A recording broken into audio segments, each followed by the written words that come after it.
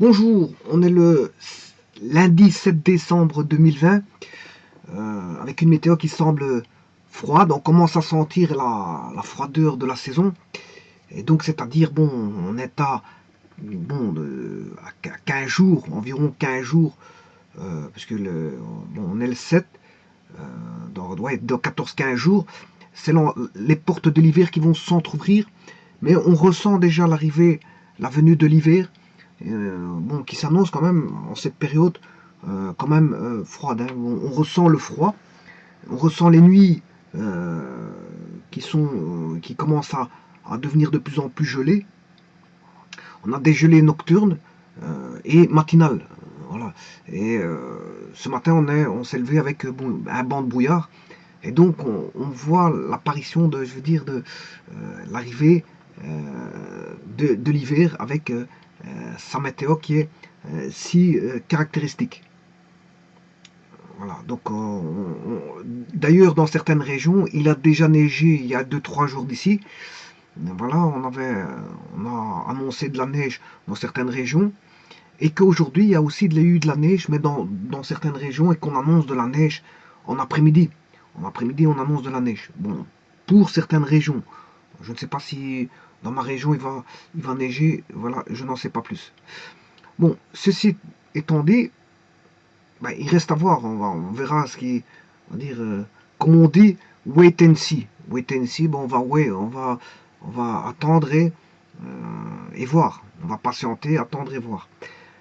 Voilà, ceci étant dit, je vous propose ici un exercice, donc toujours dans la lignée des mêmes exercices qui étaient présentés auparavant dans les vidéos, c'est-à-dire au niveau des relations binaires, dans E, bien sûr dans E, c'est-à-dire une relation de E vers E, c'est-à-dire d'un ensemble vers lui-même. Alors, je vous cite l'énoncé, dans les ensembles indiqués, on donne le graphe d'une relation. Le graphe c'est G, hein, c'est l'ensemble G des couples pour lesquels il y a une relation. D'ailleurs, ce graphe il est ici, j'ai oublié, oui, la collab est ici, je vais la rapprocher.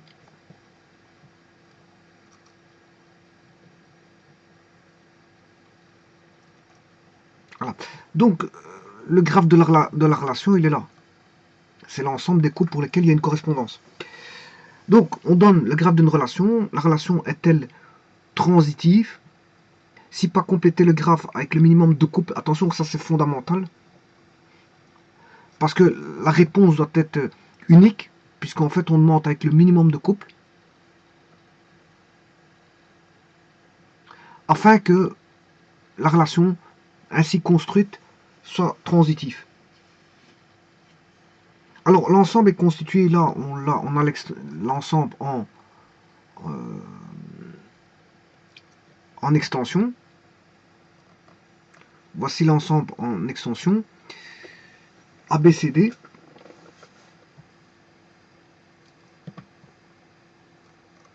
Voilà, je remets dans mon... Voilà, il y a un diagramme. Hein. Le diagramme ici, c'est un diagramme de Lerven. Le diagramme de Lerven, c'est ceci. Ça, c'est un diagramme de Lerven. Et ceci, c'est un diagramme. Un diagramme, ça permet de visualiser, tout simplement. Ça, c'est un diagramme matriciel. Ce qu'on appelle un diagramme matriciel. Pas une matrice mathématique dans le sens de l'algèbre linéaire. C'est un diagramme pour lequel on voit. Parce que en algèbre linéaire, tout est rempli. Hein. Voilà, chaque élément est rempli ici. On ne remplit pas forcément tout. Ou si vous voulez remplir, vous pouvez remplir par des 1 et des 0. Il n'y a pas de problème. Vous pouvez tout remplir par des... Voilà. Quand il y a une correspondance, vous mettez 1. Quand il n'y a pas de correspondance, vous mettez 0. Ou vous mettez vrai ou faux. Par exemple, dans ce cas-ci, oui, l'exercice, je vous rappelle que l'exercice, normalement, il ne faut pas faire le diagramme. Normalement, il faut savoir voir sans visualiser sans faire le diagramme. Donc, c'est un exercice mental ici. Hein. C'est pas un exercice. Ici, je l'ai fait pour voilà, vous montrer comment ça va. Mais normalement, c'est un exercice mental. Vous devez omettre le diagramme de veine, hein, Euler-Venn, et le diagramme, la matrice, vous devez l'omettre. Hein. Voilà.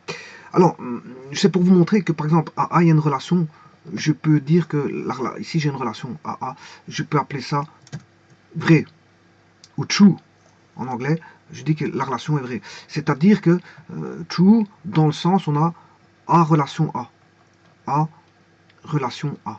j'ai une relation, donc elle est vraie. La relation est vérifiée, c'est ce que ça veut dire, true. Voilà. Bon, je peux vérifier, ici ce qui est vérifié c'est CD. Donc C, donc on s'associe comme ceci, c'est de E vers E. Alors l'ensemble qui est ici, c'est E. Et bien sûr là c'est une matrice carrée. Hein. C'est E vers E. Et on va de celui-là vers celui-là. La correspondance va de là à là. Hein. Parce que si vous allez à l'inverse, vous allez avoir des doublons. Vous allez avoir des doublons. Donc évitez d'avoir l'inverse. Sinon vous allez avoir des doublons. Bon, alors je disais, pour avoir la relation, on a AA, CD, CD est true. Voilà. CD et DB, c'est true. Bon, une fois que vous avez fait ça, vous pouvez remplir, il n'y a pas de problème, comme je vous ai dit, vous pouvez mettre false partout. Hein. Là, il n'y a pas de... La relation n'est pas... Là où il y a false, la relation n'est pas vérifiée. La relation n'est pas vérifiée. Voilà. Vous pouvez mettre des false partout. Maintenant, à la place des false, vous pouvez mettre 0. C'est ça que je vous disais. Mettez 0. Voilà. Je vais vous montrer. Donc, false, c'est égal à 0. True, c'est égal à 1. Mais false, c'est aussi faux. Et true, c'est aussi vrai. Maintenant, la meilleure des façons, c'est de mettre des couleurs pour aller plus vite. Hein. Et alors vous laissez blanc si c'est false. Voilà, si c'est, voilà, vous mettez laissez à blanc si c'est false et vous remplacez par des couleurs autres que le blanc pour, voilà, vous remplissez par des couleurs. Si c'est true, vous mettez par exemple, vous choisissez une couleur, mettez rouge, voilà, et vous mettez rouge. Là c'est true, si c'est true, là c'est true.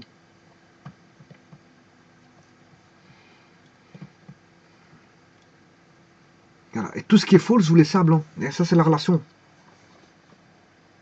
Voilà. Alors, tout ce qui est false, vous mettez à blanc.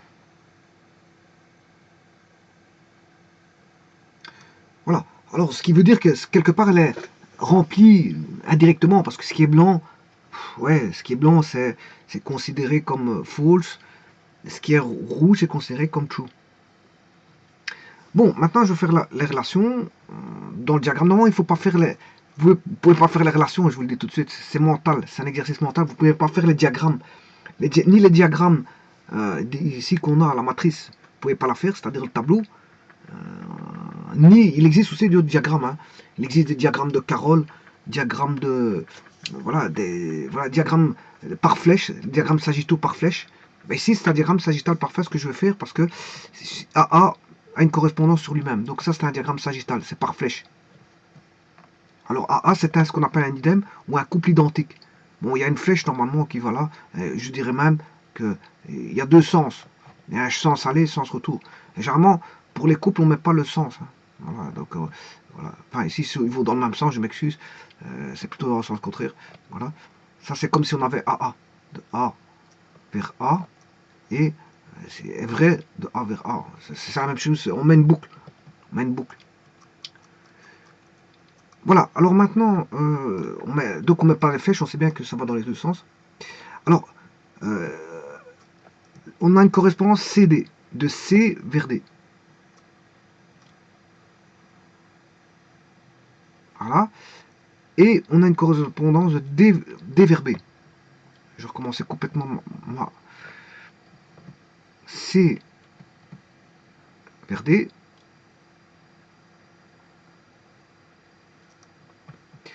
Voilà. Et de D vers B.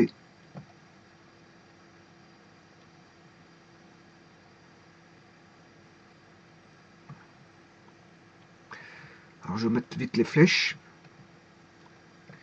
Donc de C vers D.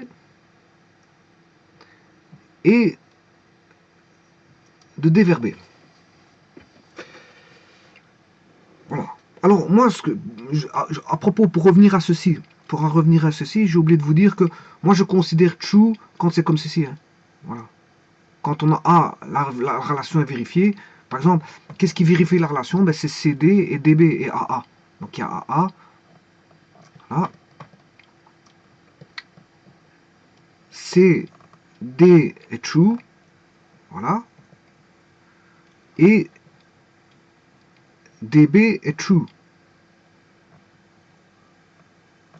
DB est true. Ou vrai. D, relation B est true. Bon, maintenant, si vous en prenez un autre, je vais en prendre un autre, par exemple, B, C,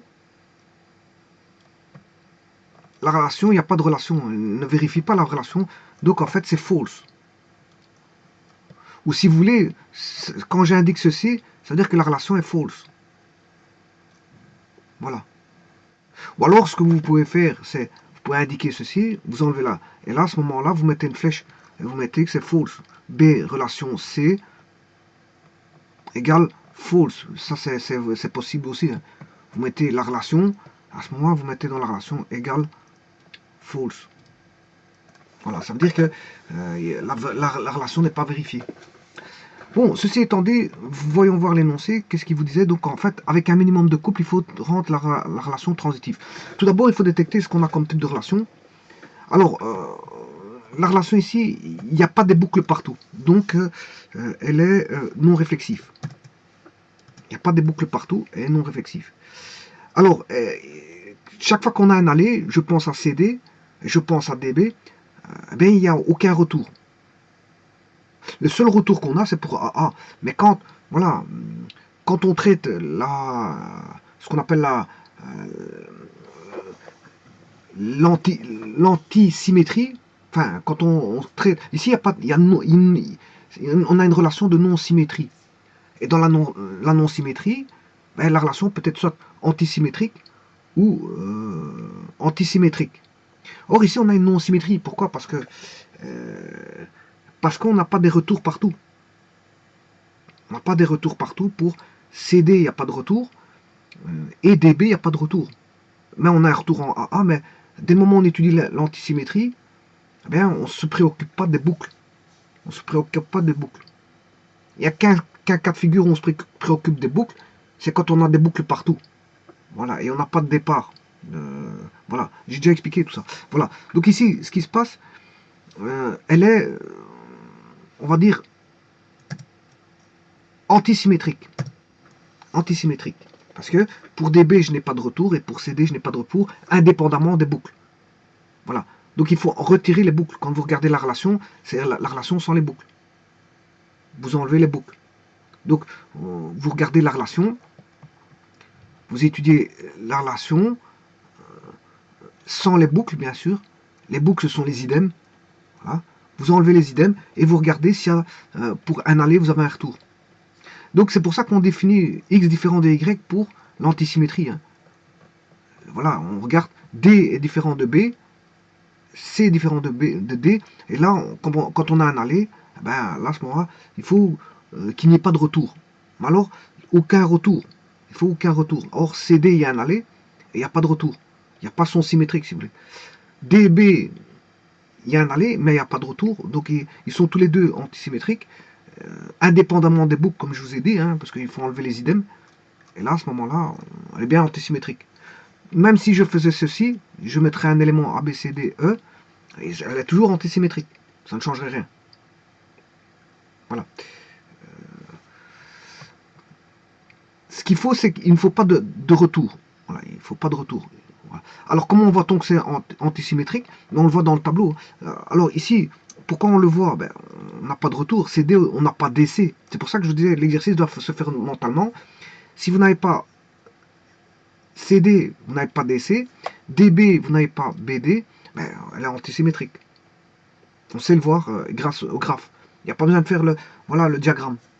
Donc vous devez savoir raisonner en termes de graphe et pas forcément avoir une visualisation sous forme de diagramme. Diagramme, c'est plus facile, mais on peut directement raisonner par rapport au graphe. Donc en regardant ben, le graphe ici, qu'est-ce qu'il dit? On n'a pas des boucles partout, on n'a qu'une boucle en A, donc elle est non réflexive. On voit bien que CD n'a pas son correspondant en retour, ni DB, il n'y a aucun, pour tous les allées, il n'y a aucun retour. Pour tous les allées, il n'y a aucun retour, donc elle est antisymétrique. Bon, maintenant, et là on le voit dans le tableau, hein, qu'elle est antisymétrique. Bon, si j'avais par exemple un élément ici en CA, je devrais avoir AC. Donc par rapport à la matrice, c'est disposé par rapport à la diagonale symétriquement. Là on le voit tout de suite. Voilà. Par contre, voilà. Alors, il n'y a qu'un élément, un seul élément qui est symétrique, c'est AA. Mais quand il y a l'antisymétrie, on s'en fout des boucles. Voilà. Alors, maintenant, on va regarder si elle est transitive. Et c'est le but de l'exercice. Alors, ça c'est un cas de transitivité, une boucle sur elle-même. Transitivité, c'est quand on a deux éléments, on compose deux éléments, voilà, on en a un troisième. Voilà. On a un chemin plus court. De deux chemins, on a un chemin plus court. Voilà. Mais suivant une relation bien précise, qu'on appelle la relation de transitivité. Donc c'est-à-dire, on a, quel que soit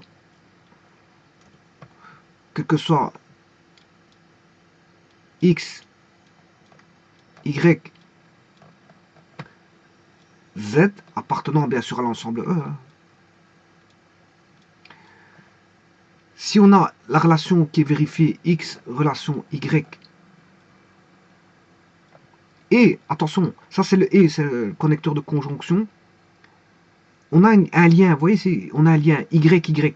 On a un lien, et c'est comme ça qu'on voit, voilà, qu'on peut apercevoir s'il y a ou pas transitivité y, z. Ça implique qu'on a x relation z. Bon, c'est le cas avec A. Par exemple, si x est A, y est A, ben on aura AA et AA, puisque y vaudra A et z vaudra A. On a AA et AA.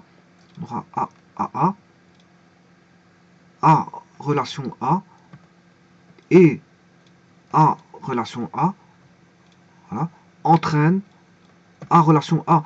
Donc, le couple ici, quand on prend un élément, c'est vrai, hein, c'est vrai, pour un idem, un identique, un couple identique, la relation de transitivité est vérifiée, et c'est le cas ici. Bon. Par contre, ici, CD et DB, pour avoir transitivité, il n'y a pas de transitivité. Donc, si vous voulez, là, elle est intransitive. Hein. Elle est intransitive.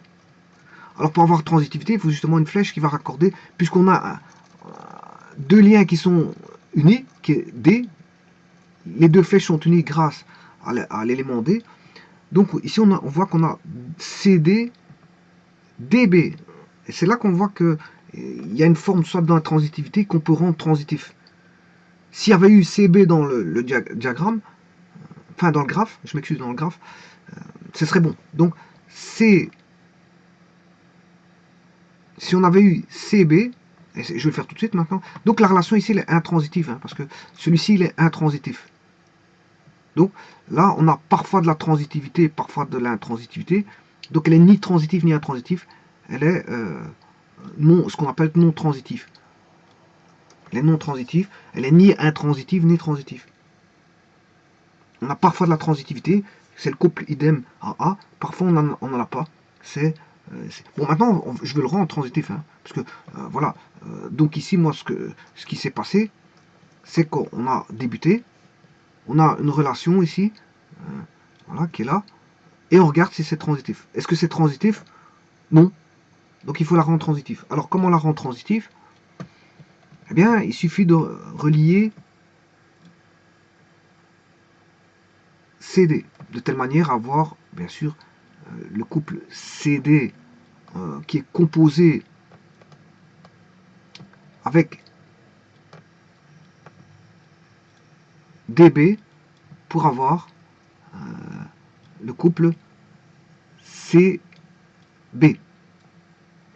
Or, on n'a pas ce couple-là, donc il faut... Maintenant, si je fais ceci, la relation, elle est toujours non réflexive, elle est antisymétrique, toujours antisymétrique, voilà. Et cette fois-ci, elle est transitive. Je l'ai rendue transitive. Elle est rendue transitive. Ce qui veut dire pour la rendre transitive, il suffit de rajouter un minimum d'arc, Le seul arc qu'il faut rajouter, ben, c'est la correspondance CB. Voilà. Alors là maintenant, pour voir qu'elle est transitive, il suffit de mettre bon, CB, C,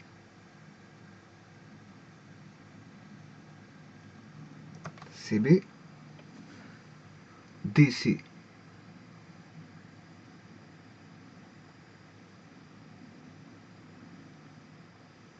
CD.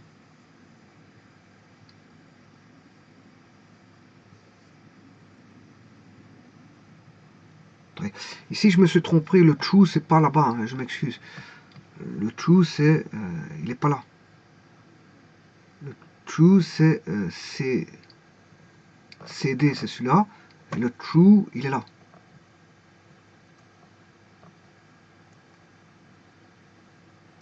DC. CD. Ouais. Et DB. Non, c'est bon, ça, j'ai regardé. J'ai regardé DB.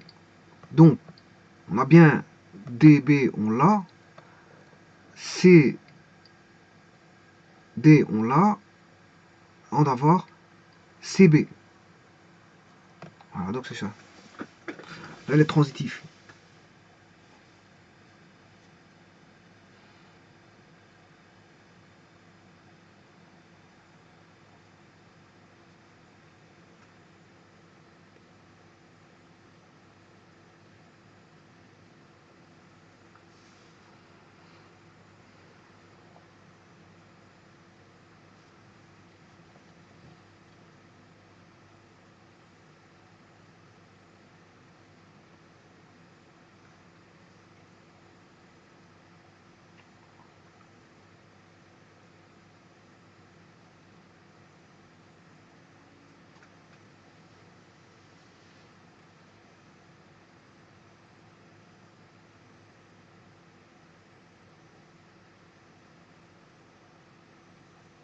Alors, là, comment voit-on qu'elle est transitive?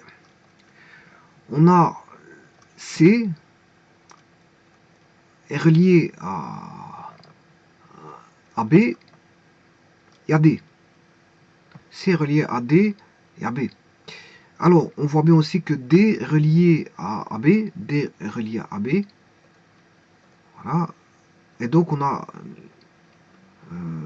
voilà. Et on peut voir ça. On peut voir ça. D relié à B. Voilà. Et que B reçoit D et C. B reçoit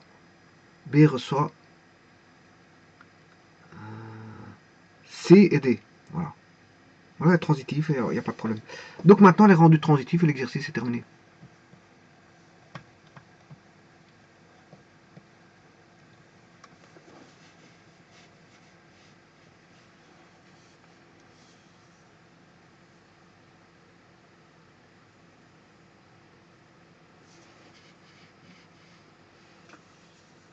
Donc là, la relation, elle est non réflexive, antisymétrique, et en finalité, elle est devenue transitive.